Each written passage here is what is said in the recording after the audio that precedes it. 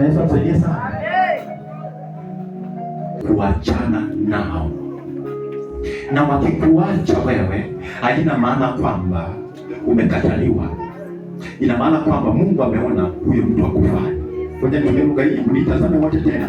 Kuna watu ndani ya kanisa, mkutane tu kanisani, usiandamana hata na yeye, na sio dhambi.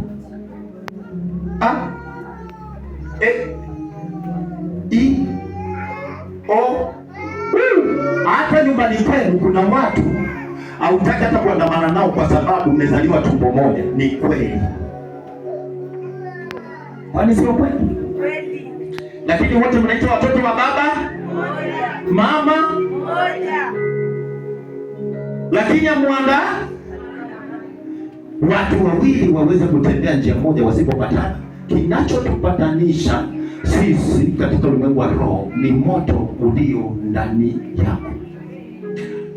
Kama ni moto wa kichawi, na wewe utaandamana na wachawi. Kama ni moto wa umbea, na wewe utaandamana na wambea. Moto wa Mungu unaokuongoza katika haki, utaandamana na wenye haki. Mguse jirani yako, mwambie wewe, mwambie jirani, mwambie marufuku. Hapo muulize nini? Ameshaelewa. Mwambie tena wewe. Acha kugeuza ofisi yako sehemu ya watu. Kuna mwanadamu ameelewa yako, na ukitaka uone watu walio na moto wa Mungu ndani yao, waliobatizwa kwa moto, wanafuata mambo kwa sababu mambo yao ndio yanao wahusu, sio ya mwingine. Muulize wewe, basi uvivu ni takataka za tumaini. Usingizi unaolala kuanzia saa 2 mpaka saa 2 kesho, hiyo ni takataka. Moto ulionao hauwezi kukunyima cha kufanya. Narudia tena, moto ulionao ukiwaka ndani hauwezi kukukosesha cha kufanya. Kuna mahali utakwambia nenda kashuhudi. Hivi wangapi hapa ambao angalia tu watumishi wa Yesu nyinyi. Angalia. Ni ajabu sana.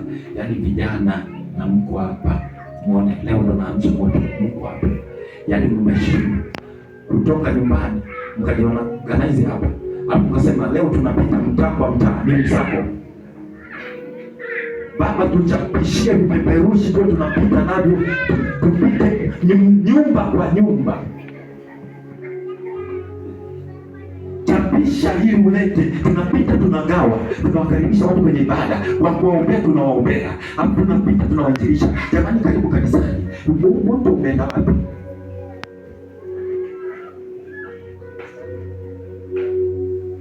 Lakini angalia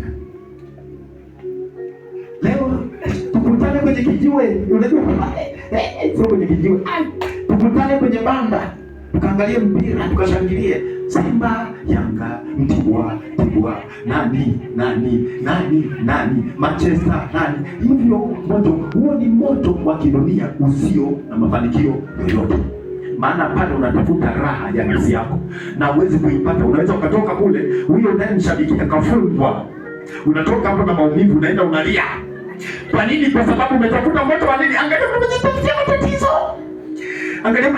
matatizo. Yanga, Simba, Mtibwa, Manchester, Chelsea, nini, Liverpool. Haya, akifungwa matatizo, unatoka hapo uli. Hata kula nyumbani uli. Watoto wakikusemesha utaki kuelewa habari. Ukisikia tu mtu mtaani anaongea Yanga kwa sababu umefungwa, haya unaanza unaangalia huyu anaongea nini, mjinga huyu, na utakupeleka mbinguni. Unapata neno na utakuongezea chochote. Lakini